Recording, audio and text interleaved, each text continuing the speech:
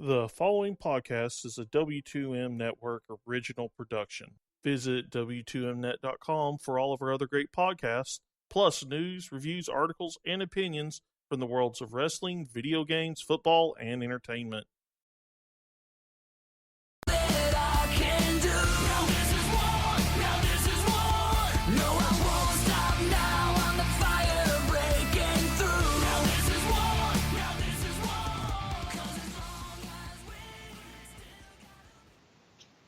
Hello and welcome to the Wrestling to the Max WWE 205 live review for February 28, 2017.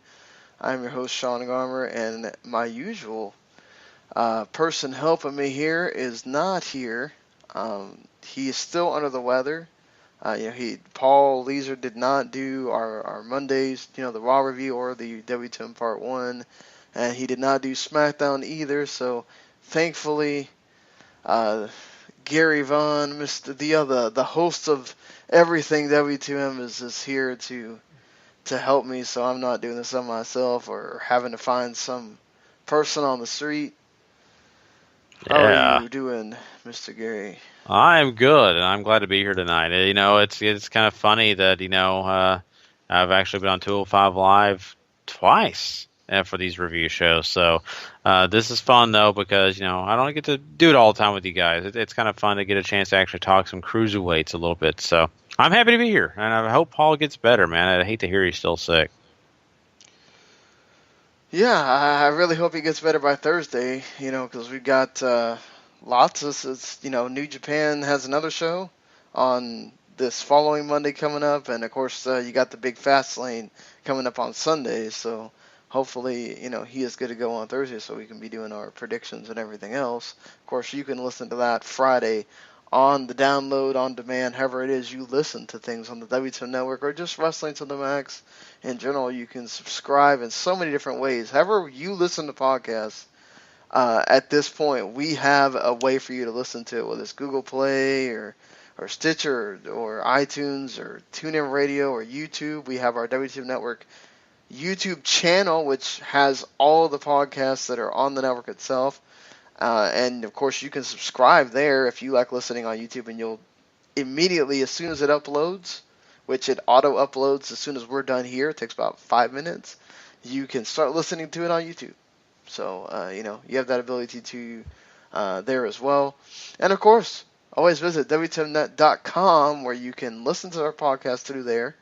Or you can just, go browse the site for video game reviews or some movie reviews that people put up, or just, we're going to be doing a roundtable for Elimination Chamber and the New Japan Anniversary show, so you can always check those out. Those are fun reads.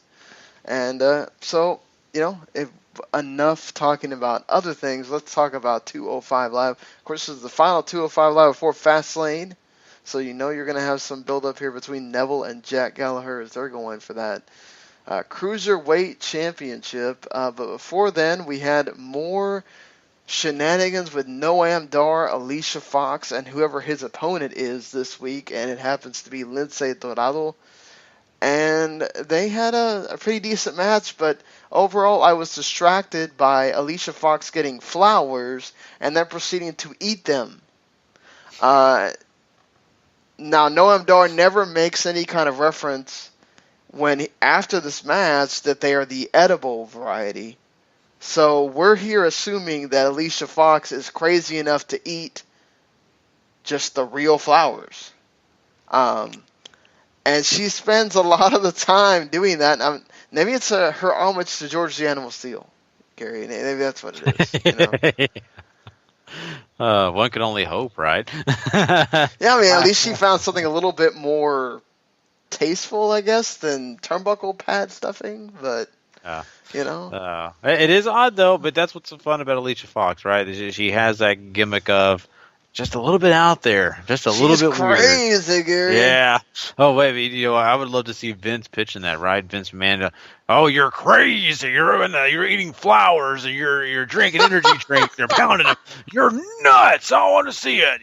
I could just imagine that whole conversation. And she's just like, "Okay, you're paying me, right? Let's do it. It's like that. It's sad now thinking back on it because we obviously know what happened to him, but that the moment that I remember the most in Beyond the Mat is the segment where he has Draws in that room and he's telling him, "Your name is Puke, and you're vomiting, and you're puking everywhere, and it's just like, wow." He's really getting into it about him puking. Like, just, oh man, I know, I love it. So I'm sure Alicia, if she would have got that process, it'd been more entertaining. I think doing a great job though here with Noam Dar because he's kind of a weird fellow himself, right? So they kind of had that perfect matchup. Exactly. So I mean, the match I thought was good. It wasn't anything crazy out there that you need to watch. I did like the finish with Noam Dar getting the big soccer kick where he takes out the leg, and then man, looks like we're gonna have various people with kind of running leg, finishers that use the leg. Mm-hmm. So that's I know Noam Dar's used it several times, the just kind of like a variation on the running drop kick sort of, but you already have Gallagher doing it in the corner, and then as we later see, something that I guess they've had Nice sort of adopt now because they don't want him using a flying finisher since he's a heel, is the running Nice where he takes his knee pad off and just hits you in the corner with his knee. I don't know, I feel like we're going back to the 80s with these finishers for the cruiserweights instead of having some crazy finishers. Yeah, and this is the interesting part because we've often talked about, these guys are great on the indie circuit because they have so many various moves. They just have some of these extravagant finishers, but they can't do them when they come to WWE because why? WWE considers them to be liable incidents when someone gets injured or just basically putting themselves in danger and putting others in danger by doing those extravagant finishes. So they kind of ground them, right? And like Sean just pointing out, I mean they're doing a lot of running knee attacks and things like that, and it kind of puts you at a disadvantage for a cruiserweight because everybody wants to see you do those great extravagant things and you just can't finish the match with them. So I think it's weird, and Sean, you're right. It's kind of like going back to the 80s, and then I don't know. I'm not a big fan of it, but I get where WWE's coming from. Yeah, I mean, obviously Jack Gallagher, he is straight out of that time period with the World of Sport and all that stuff, so his makes sense. Mm-hmm. But, some of the other ones is kind of like, I get you're trying to do this kind of impactful thing, and so, it makes sense in that way, but it doesn't, bring that same kind of thought of something. It's that same deal with a lot of the cruiserweights, right? They're doing these moves that you see regular guys do all the time, and so it's not as impactful, I think, to the audience to have them do something different, Yeah. It doesn't make them stand out enough, I guess. And that's the bad thing is it kind of takes away from 205 Live in a way, if you ask me personally. And also, that's why on Raw, the crowd may have been wanting to see what this whole cruiserweight thing's all about, but with the fact that they can't do all these extravagant finishes that I'm talking about, or even some of the moves that they would just do in the regular match, it kind of leads to crowds saying, "Oh, you're no different. You're just smaller guys." And I don't think that wins a lot of people over. So I'm not saying I want 205 Live to be, this ridiculous indie fed, but I just want to see a little bit more. I wish they would trust these guys more, is I guess the way I should put it. Yeah, but I mean, I guess Vince has his point since there's the 205 Live still kind of struggling to get people to view it and everything else. So. Well, we should move on here. They did announce once again on Raw the special pre-show kickoff tag match with Akira Tozawa and I know it's Brian Kendrick and is it Nice on the other end? And it's Tozawa and it's TJP. TJP Yeah, and TJ Tozawa, Perkins, I think. So you kind of had a little preview of this here. They also put in Drew Gulak and Arya Davari, who is apparently from Minnesota. And they finally announced that here, and the crowd gave him a big ovation because he was announced from Minnesota. And yeah, it's one of these interesting things, right? This is the guy that they've been trying to get you to hate, and we'll see. But then you had Mustafa Ali get put into the match with TJP here. Not Akira Tozawa, it was Cedric Alexander, because Akira Tozawa had another little segment here with Brian Kendrick. I'll get to the match in just a second. Austin Aries actually did a much better interview than he did previously with Akira Tozawa. Tozawa got to show that he does know a little bit of English, and he talks about how he wants to fight Brian Kendrick for what he said. He didn't care for it too much.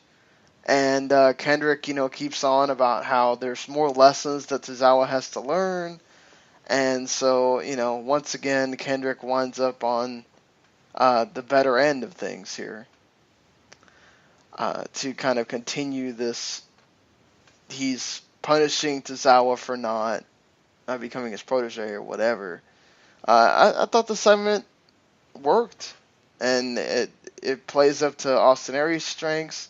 Tozawa got to look better here than I think in that backstage segment where all he says is no and I don't like you. Mm-hmm. And, Kendrick again got to be Brian Kendrick. Yeah, exactly. And, I think the most important thing is just what you said. We saw that Tozawa has more than 3 words in his vocabulary, which is good. And I think people can kind of get behind him a little bit more here. May have been a short amount of words, but what he said was important, and that's the fact that he wants to do this on his own. He doesn't want to follow anybody else's example. He doesn't need anyone else's help. He just wants to come and compete. And, Brian Kendrick took offense to that, and he's going to continue to take offense to it until, Tozawa, shuts his mouth. So I appreciated this. It was a talking segment, but to me, it was a valuable one. It was one that really, to me, made, Tozawa look even better. So I have no complaints about this. And Brian Kendrick, hey, he's doing a great job. Yeah, certainly. I'm liking the way that he is going through this, and they've slowly been building to this, Mm-hmm. So I hope that this pays off well in the end. Kendrick's been doing a great job of sort of working with different talent, working with the some of the just guys that they call in. So I don't have any qualms about this. This is good. I'm enjoying it. It's a nice way to kind of introduce Tozawa. And again, he did a good job kind of getting the Haas over and all that stuff again, Yeah, So, and Tozawa secretly is kind of maybe becoming one of the bigger 205 Live superstars, because you're seeing no matter what crowd he's in front of, they're starting to kind of follow that. They're enjoying that interaction with him, and it's cool. I'm glad to see it. But anyway, sorry. No, you're right. I'm glad to see that for him too, because I was so worried that he'd just become another guy and he wouldn't become. But the fact that he's being used a lot on Raw, I think that says something, and that he's becoming a focal point on 205 Live as well. So that's positive for him. And the sort of final.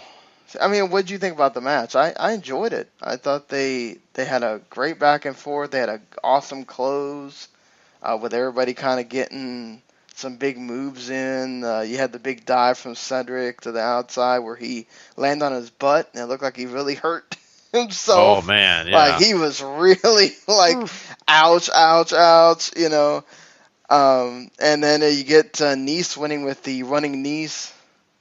And getting him a nice win. Overall, it was really entertaining and a lot more entertaining than I was going to give it credit for. I honestly kind of started watching it and thinking, oh, here we go again, just a multi-man tag and blah, blah, blah. We'll get a few things here and there. But man, for the most part, I enjoyed it. I thought it was really well done. And like you said, everybody kind of got an opportunity to get theirs and look good. And, at the end of this, Nice gets to be the guy that, stands tall. But, I think that it worked out. And, this is the kind of stuff that 205 Live needs, consistent, good matches. And especially when you have to have these multi-man tags, they really got to be good because you don't want people kind of getting bored or anything. So I think they did good. Yeah, certainly. And then you have the Neville 205 state of the state of the 205 address or 205 live address. He kind of just talks about again how he was forgotten as the best cruiserweight, that he's the king of the cruiserweights, that he almost pretty much all those things that he typically says, right? And that he's offended by Gallagher and that this is his ring and everything else, and that's kind of where Gallagher comes in and takes exception to the whole, oh, this is my ring. Well, this is not your ring. It's, the crowd's ring or the fans' ring. And so Gallagher starts taking off articles of clothing, and he does the same thing like he did during the contract signing where he just spears. He does the takedown on Neville. They go at it. Then you have, doesn't somebody come out? I don't remember. I swear somebody comes out during this to kind of, let me see. I don't remember someone coming out. I mean, I watched the end of this. Or no, I think Neville might have got like knocked to the outside or something. He did, yeah. Yeah, at the end, yeah. Jack Gallagher standing tall in the end, and you weren't thinking that was going to happen, but yeah, I kept thinking, man, did I miss something? Did someone actually show up? You had me scared for a minute there. Like, did I miss something at the end of this? Well, no, I was trying to figure out how he got to do he just like was able to counter Neville and just drop kick him, and then he kept doing that drop kick in the corner. Yeah, so which caused him to kind of have to roll out of the ring, and but I think that Neville's doing great as this, heel, and really, man, I mean, I think it's helping this entire 205 Live, and of course, just the cruiserweights in general. Oh, and then he drop kicks Neville into the fans and all that too. Yeah, that's what I forgot. And man, the headbutt was again nasty. Like, oh man, God, looks like he literally knocked himself loopy with it. Yeah, those are always kind of scary. They really are. But yeah, I mean, I think this whole segment was good. I mean, you got Neville doing his thing, and he's really impressing me. I think that he's really helping these cruiserweights. And Gallagher is a fan favorite, and I think that of course now him standing tall once again, it gives you the illusion that Jack Gallagher could win, holding that cruiserweight title at Fastlane. We'll see though. I mean, I don't know if that's the case, but right now they're giving you that illusion. Yeah, certainly. So, yeah, that's it for 205 Live for this week. Just got to hope that the Cruiserweights get some time on the pre-show, and then that Gallagher and Neville get time in their match to really tell the story and do well for 205 Live. Yeah, it's going to be a blast. I'm looking forward to this match. I don't know where they're going to put it on the card at Fastlane, but this will be definitely one I'll be kind of pointing out that I can't wait to see. Yep. Well, until then, Yeah. We will reconvene next week to talk about what happened on the 205 Live after the pay-per-view. And hopefully, Paul will be able to be on for that one. So, until next week, everybody, have a good one. Later. The following podcast is a W2M Network original production. Visit W2Mnet.com for all of our other great podcasts, plus news, reviews, articles, and opinions from the worlds of wrestling, video games, football, and entertainment.